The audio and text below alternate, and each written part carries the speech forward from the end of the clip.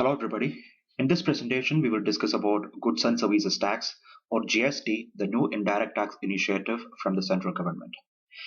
GST is considered to be one of the most important tax reform undertaken by the government in the last 2 decades.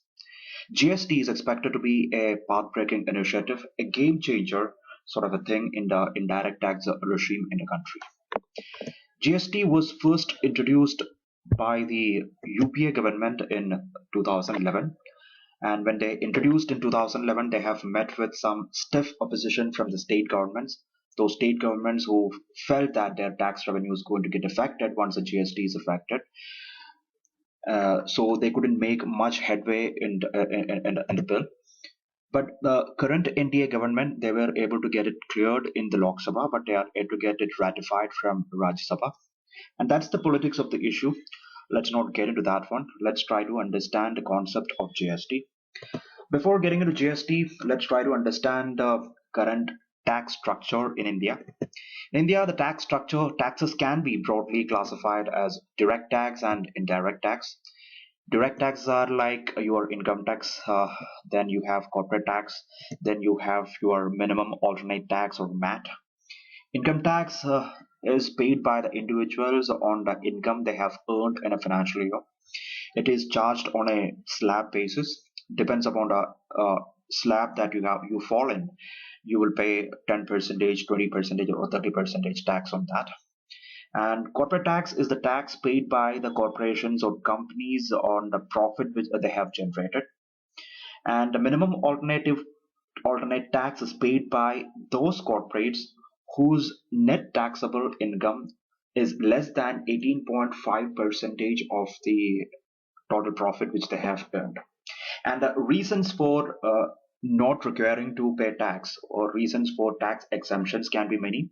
The business could have been established in a special economic zone, or they are operating in an industry which the government wants to incentivize, so that the government has declared a tax holiday for that, like in the case of an information technology. So whatever be the reason, if their net payable tax is less than 18.5% of the total profit which they have earned, they have to pay minimum alternate tax. And then comes the indirect tax. Indirect tax are your sales tax, service tax, and excise duties are the major indirect taxes in the country. And we will have a detailed discussion on this a little later. And when it comes to indirect tax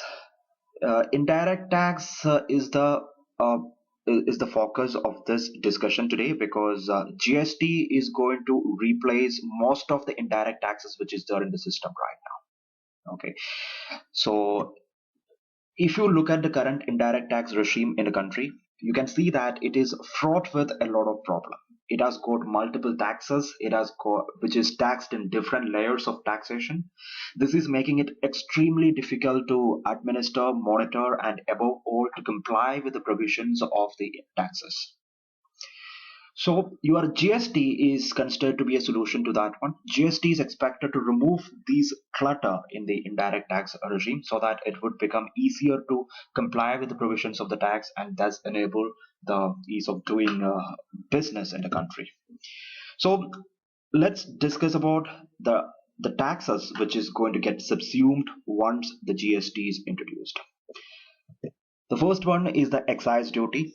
Excise duty is a tax on manufacturing, and this is a central government taxation item, and this is paid by your manufacturer. So excise duty, whenever there is a manufacturing activity happens, the manufacturer has to pay excise duty to the central government. And then you have the service tax, like excise duty, which is a tax on your manufacturing. Service tax is a tax on services provided, like in the case of a banking services or a telecom services, and the activities similar to that. And again, this is also a central government taxation item, and the current rate of tax is 14.5%. Recently, it has been raised from 12% to 14%. and with a Swachh Bharat cess of 0.5 percentage, you have to pay 14.5 percentage tax on services provided. And then you have the state value added tax. State value added tax is charged on sale and consumption of goods within the boundaries of state. So any sales activity happens within a state, you have to pay your state value added tax for that. And needless to say, it is a state government taxation item. And the important thing is you will get something called an input tax credit in for state value added tax, or something called offsetting benefit for state value added tax. What is an input tax credit? We will again discuss it later. And for the time being, input tax credit is something which will help to lessen the tax burden on the final consumer.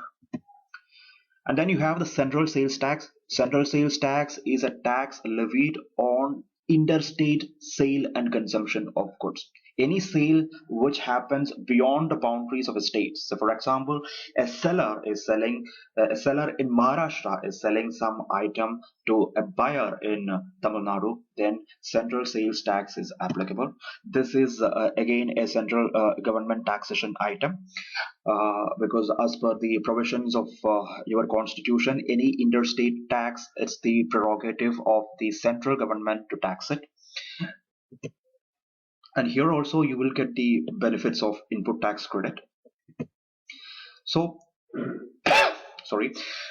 So the major indirect taxes which is going to get replaced once GST is introduced are your excise duty, service tax, state value added tax, and the central sales tax. And this is not a exhaustive list. You have other indirect taxes as well in the country, like your purchase tax, and you have your entertainment tax, and then you have your luxury tax, and then you have special additional duty, and then you have entry tax, etc.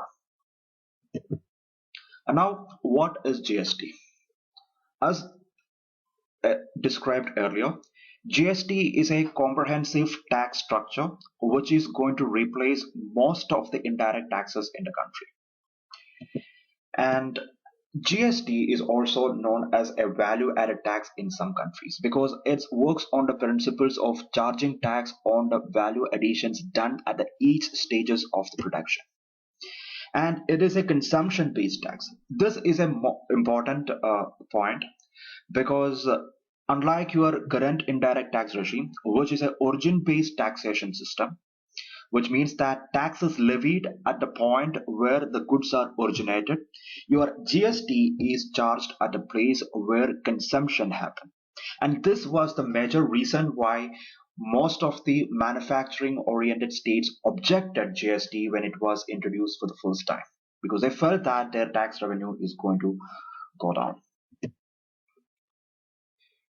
Yeah. The next point is your goods and services tax does not differentiate between goods and services. And we have seen that that's not the case in the current regime. In the current regime, goods are taxed separately and services are taxed separately. And they have different taxes and they have different tax slabs also, which is applicable.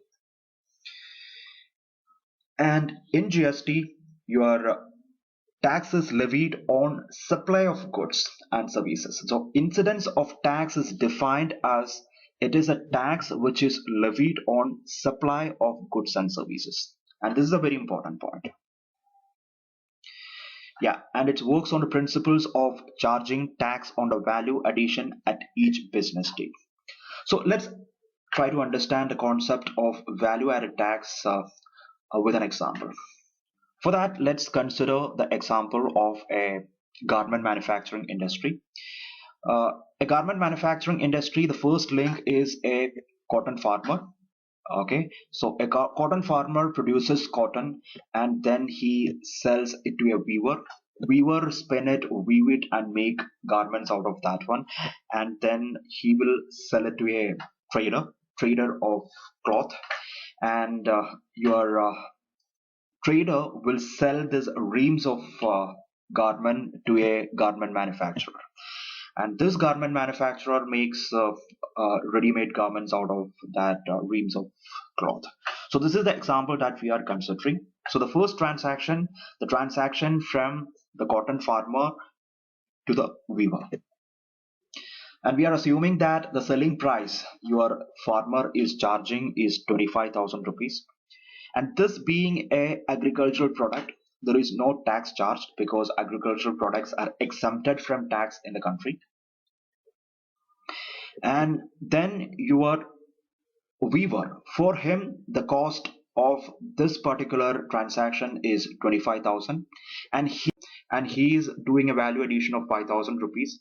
Now the this is a manufacturing process, which means that he has to pay a excise duty on this one, and we are assuming that the excise duty is 10 percentage. And these rates which we are going to discuss here is just for the explanation purposes, and the actual rate of excise duties and other taxes, no, you go to check it with the with your chartered accountants. This is just for the explanation purposes that we are just mentioning these rates here. Yeah, so you are converting cotton to reams of cloth is a manufacturing process, so you have to pay excise duty on that one, and excise duty is levied by the central government. Here the excise duty is 3,000 rupees. That and then he is selling that particular product to the trader, and this being a sales activity which is happening within a state, you have to pay value added tax for that. And we are assuming that rate of value added tax is 5 percentage, so you have to pay 1,650 rupees as VAT to the respective state government. So the selling price for this in this transaction is 34,650, and that will become the cost for your garment trader. And he is also doing a value addition of 5,000 rupees in terms of transportation and storage and things like that. And then he in turn sells this one to the garment manufacturer, and the value added tax that he has to pay on 39,650 at 5 percentage is 1,983. But here he will get something called a input tax credit, which means that he doesn't have to pay the entire 1,983 rupees as value added tax. He can deduct 1,650 rupees, the value added tax paid by the weaver, from his total VAT payable. So that makes the VAT payable at the trader's end is 343 rupees. This is called the input tax credit, and this is also known as tax offsetting benefit. And so this is how the value added taxation the principle works. Here you can see that he is able to get the input tax credit only on the value added tax paid by the weaver, not the excise duty. The component of the excise duty is still included in the cost of this particular product. So, which in other words, it means that you are paying tax on tax. This is called the cascading effect of tax, and this is one of the major drawback of the existing taxation system, and this is what we are trying to avoid through the implementation of GST. Okay, yeah, and then the final selling price becomes 39,993. Okay, this will be the cost at the end of the garment manufacturer. Okay, now let's try to understand how GST is going to get implemented in India. In an ideal GST scenario, your entire indirect taxes, including your service tax, will get replaced with one GST tax structure. And that's a very idealistic situation. And since in India we don't believe in idealistic scenarios, no, we are going to have a watered down version of the GST, which we call it as a dual GST structure. Now, how the dual GST structure works? Under dual GST structure, both central government and the respective state governments will levy a tax. So in dual GST structure, the taxes will be levied at two levels. Okay, which one at the central level, which we call it at the central GST or CGST, and then one at the state level, which we call it at the state GST or SGST. Then you have something called IGST or integrated GST, which is for interstate transaction of goods and services.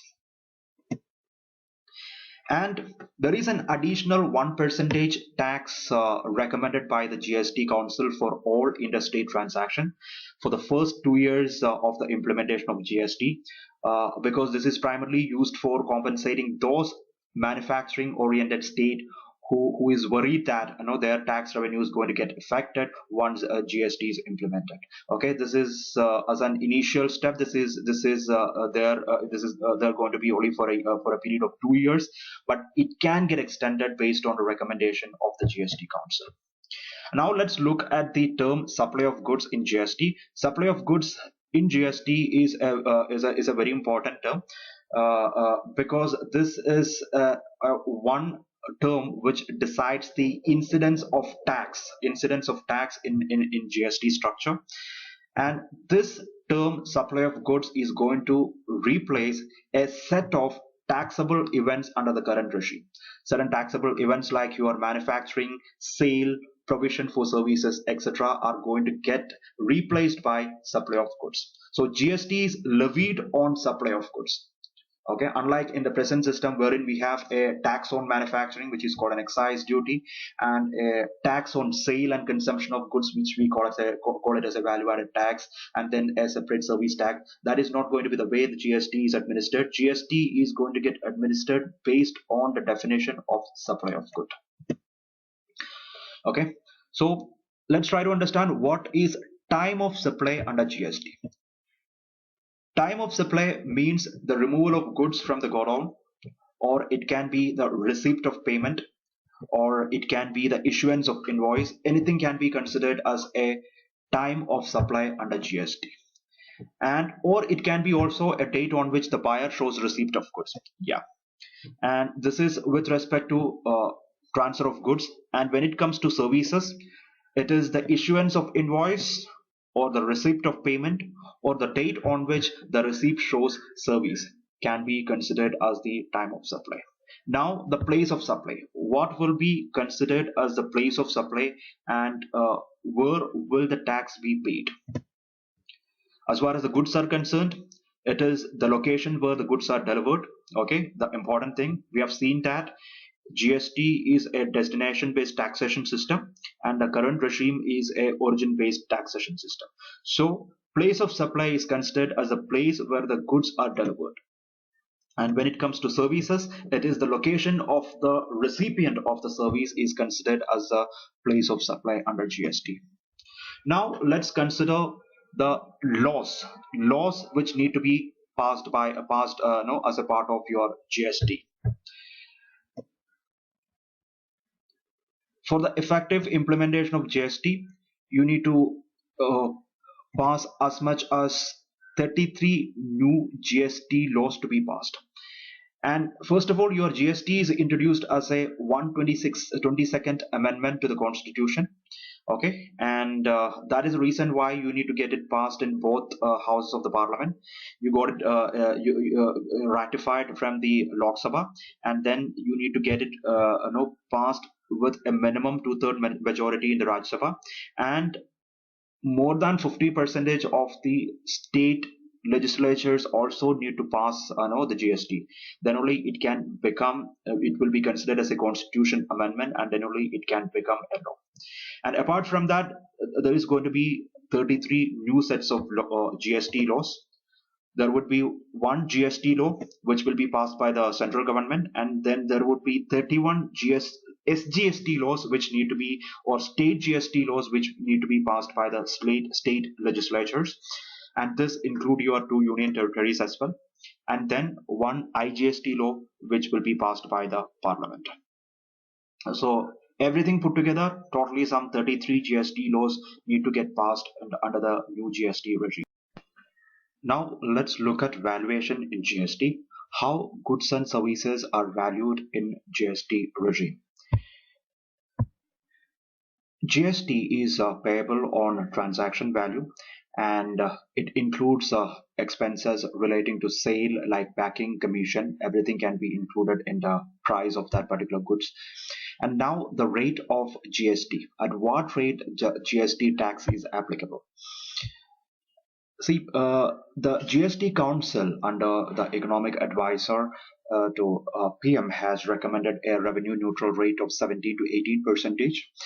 And apart from that, there is a proposed no lower tax rate of 12 to 14 percentage for concessional goods, which means that those goods which are declared as concessional goods by the government will fetch only a lower rate of 12 to 14 percentage. And then you have a sin tax of 40 percentage, a higher tax slab of 40 percentage is there on luxury items, on luxury cars and tobacco. So these are the basic tax rates recommended under the GST bill. And now let's look at how this particular dual GST structure works. Okay, let's first consider the example of a transaction which is happening within a state, for which we are taking an example wherein a seller in Mumbai is selling an article to somebody in Pune, and again the buyer in Pune is doing his value addition and then selling it to somebody in Nagpur. So basically, this is essentially a transaction which happens within the boundaries of state of Maharashtra. So how GST is applied in this transaction in various steps? We are assuming that the value of supply of goods is 10,000 rupees. So which means that, and I am also assuming that the GST rate is 16 percentage.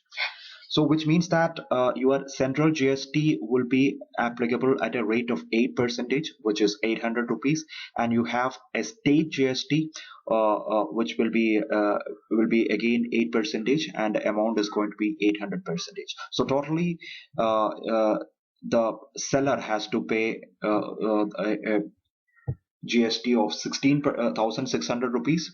So that makes the value of transaction 11,600. Now this buyer in Pune is doing a value addition of 2,000 rupees, and that makes the value of supply of goods 13,600, and he is selling it to somebody in Nagpur.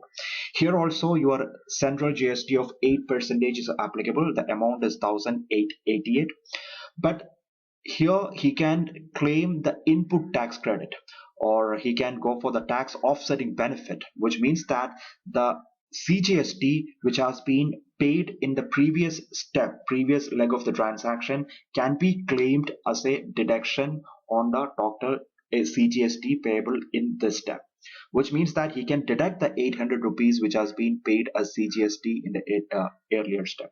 So that makes the total CGST payable 288 rupees. Similar is the case with your state GST. 8 percentage is applicable on your 13,600, which is 1,088. Here also he can claim the tax input tax credit or the tax offsetting benefits, which makes the total SGST payable 288, and that makes the value of transaction 14,176. Here you can see that the entire transaction at the for the final price you are getting the complete offsetting benefits of the taxes paid in the earlier steps. That wasn't the case in the current under the current regime. What we have discussed for the current regime, that's not the case. We have seen that tax offsetting benefit is not available for the excise duty paid. Okay, so that results in cascading effect. But under GST you are getting complete tax offsetting benefits, and that will get reflected in the final price paid by the consumer, which is 14,176. And now let's consider another example, which is a interstate transaction, a transaction which is happening beyond the boundaries of a state. Again, we are considering that a seller in Mumbai is selling an article to a buyer in Pune. The buyer in Pune is doing his value addition and he is selling it to somebody in Chennai, which is a transaction which is happening beyond the boundaries of a state. How GST is applied here? Again, the value of supply of goods is 10,000 rupees. So CGST of 8 percentage is applicable, and SGST of another 8 percentage will be applicable. So CGST will go to the central government, SGST will go to the respective state government where the consumption is happening. So the value of the transaction has become 11,600. and here your buyer in Pune is doing a value addition of 2000 rupees, and value of supply of goods has become 13,600, and this is a interstate transaction, which means that the state governments does not have any authority to levy tax on that one. It will be the central government who will be levying the tax, the central government levying the integrated GST, which is IGST at 16 percentage. So the amount is going to be 2176, and here also he can claim the complete input tax credit which has been paid in the previous leg of transaction, which is 1600 rupees. So the total IGST payable has become 576. So that make the value of the transaction 14,176. Here you can notice that the total value at the final consumer is same in interstate transaction as well as intrastate transaction. The value has been same for the buyer in Nagpur and a buyer in Chennai, which is 14,176. So there is no difference in the value of transaction. This is the beauty of GST. GST makes your country as a one market. There won't be any difference in the final amount of final amount of transaction.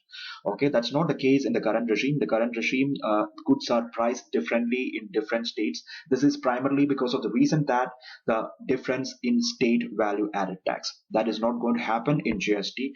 The entire country will become one market. That brings in more certainty to the business transactions.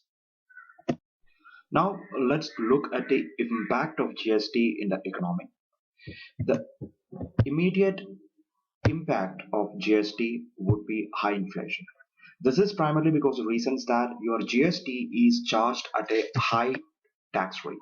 Take for example, your current service tax is 14.5 percentage, and under GST, services will be taxed at 17 to 18 percentage level, and that will increase the price of services provided in the economy.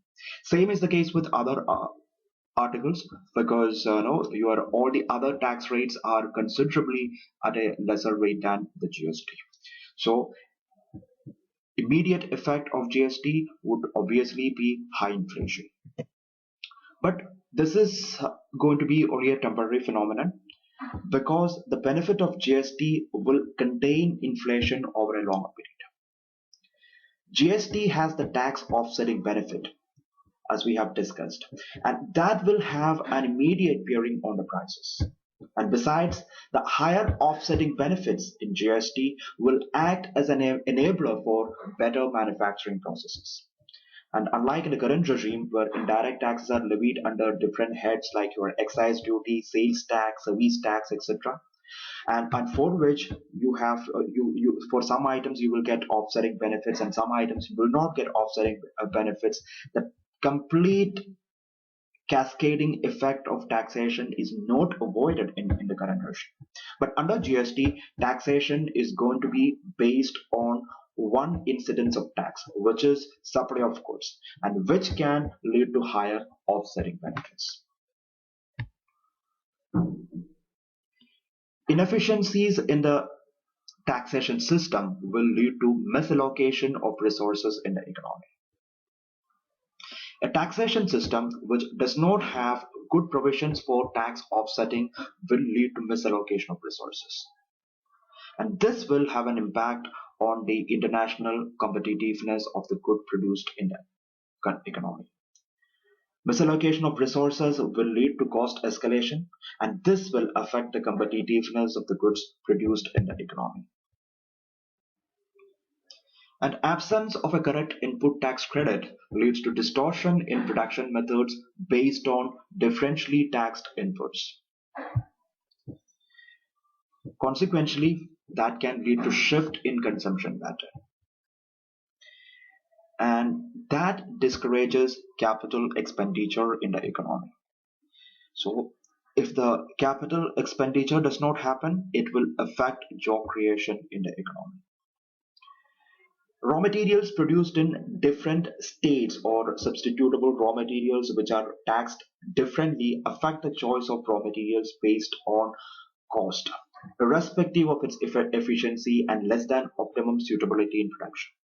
And this can result in production of inferior products. A growing economy like India should strive for efficient allocation of its resources, and GST is expected to facilitate that through its value-added taxation system. GST will lead to efficient allocation of factors of production like your land, labor, and capital, and it also lead to high real return on factors of production, which is basically your land, labor, and capital. So let's try to understand how does it work.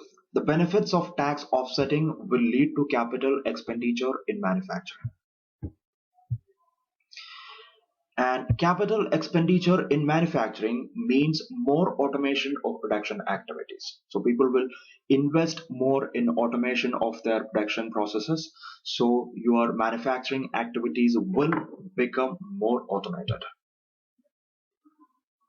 And efficient production, and this automation will lead to efficiency in production method. So this efficient production leads to high return to scale for the primary factors of production, and your primary factors of productions are your labor and then capital and your land.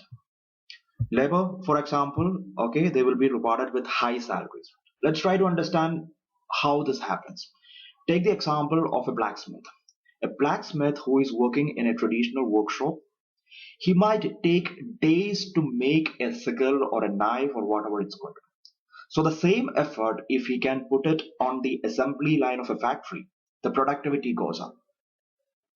Not just that, he will start receiving high wages, high salaries as a factory employee. So the return of your primary factor of production, labor, has gone up because of this. Same is the case with your other factors of production like capital. Capital will be rewarded with high returns in the form of high dividends and high interest. And land in which automation has happened will receive high rent.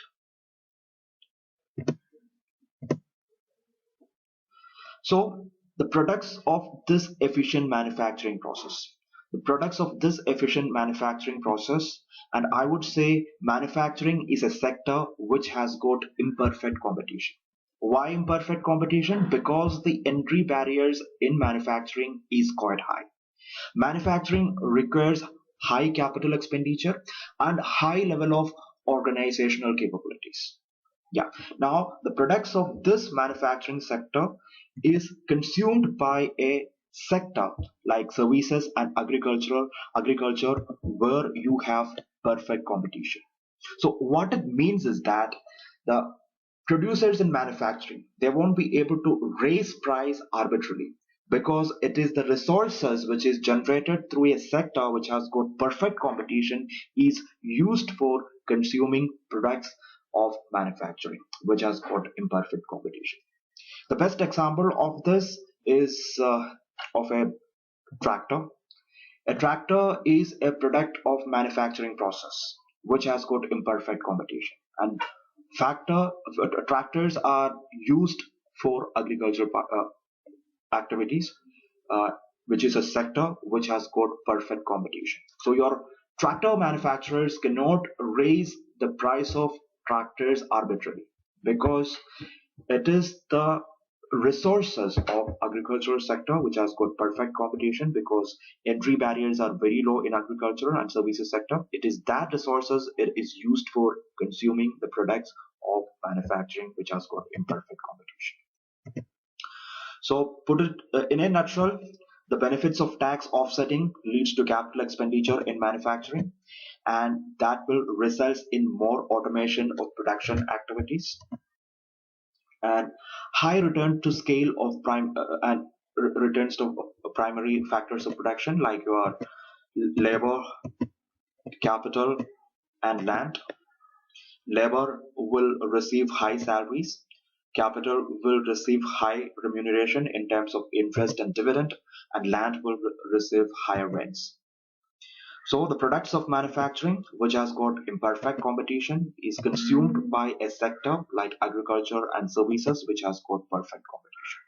This is the way your GST contain inflation in the economy, or GST will lead to better price discoveries.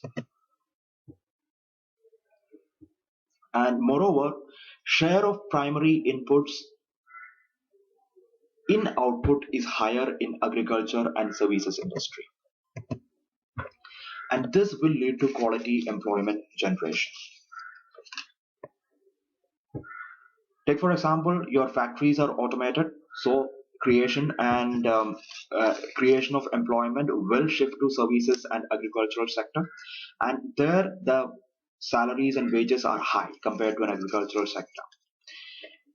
So that is why I'm saying that that is going to that is leading to a quality employment generation. And employment generation will shift from more capital intensive manufacturing sector to less capital intensive agriculture and services sector.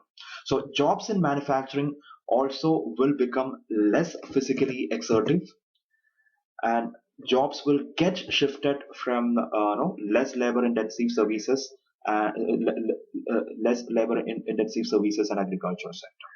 Yeah, due to the automation process, your jobs in manufacturing sector will become less physically exertive, and the employment generation will shift to your services and agricultural sector, where real return on primary factors of production will be higher. People are paid higher wages in services sector compared to manufacturing sector. And for all these things to work, you need to have a proper policy initiative from the government side. Your GST can act as a catalyst which can trigger a better economic activities in the country. So in that light, let's consider some of the government's new policy initiative. So the policy initiatives of the new government, like your Make in India, which is an initiative to support manufacturing by facilitating capital expenditure in the economy, and your Startup India or Stand Up India, which will support entrepreneurship or the newly started companies, and that through and Skilling India, which is a policy initiative to build skills among citizens and make them job ready. So through your Make in India, facilitate capital expenditure, so manufacturing sector will be boosted, and through Stand Up India, if the government can ensure that enough jobs are created in the services sector, because your new entrepreneurs will find it attractive to initiate a venture in the services sector because the entry barriers in the services sector is low. And through Skilling India, if the government can ensure that the citizens are equipped with right kind of skills and they are job ready for the new change, that can trigger a new wave of economic activities in the country. So this will be a sustainable model, because the people who gets better jobs in the services sector, and they are better skilled through Skilling India, so that they can command higher wages, and this higher wages can be used for consuming the products of manufacturing. So it will be a internally consumption driven economy. So that can put the economy into a new level of economic trajectory, and this will be a sustainable model as well. And your GST can really trigger this kind of a change in the economy and sustain it. So that's the importance of GST.